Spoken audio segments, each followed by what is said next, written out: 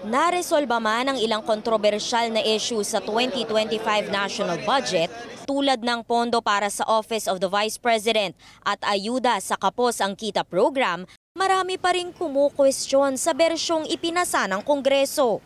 Kinailangan pa ba natin na i-zero talaga si PhilHealth?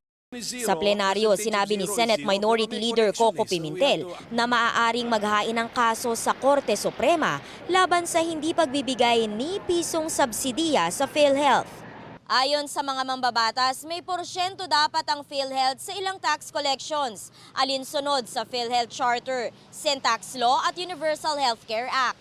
The subsidy for PhilHealth is in the nature of is like an automatic appropriation because the law provides for the formula. While we acknowledge that PhilHealth has still billions in reserve funds, paano po magbe-benefit ang mga pasyente kung zero ang budget ng PhilHealth? Depensa ni Senate Finance Committee Chairperson Grace Poe, hindi naman pwedeng nakaimbak lang sa PhilHealth ang reserbang pondo.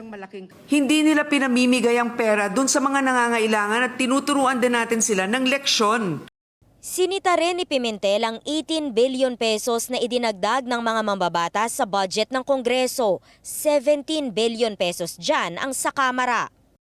Kung ganito rin pala ang ending ng mga ang amounts, bakit hindi na lang linabas natin sa plenary at tiniskas? Bakit kailangan sa BICAM pa mangyayari ito? Their budget is much larger because they're a bigger house, I suppose.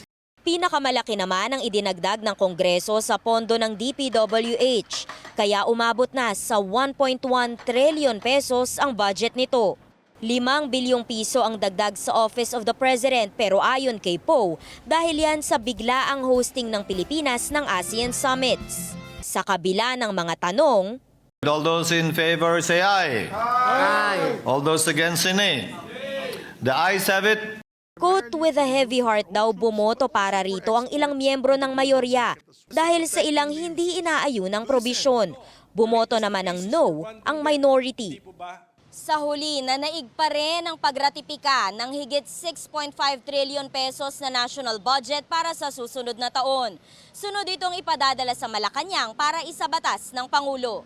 Para sa impormasyong napapanahon at on demand, Amor Santos, Newswatch Plus.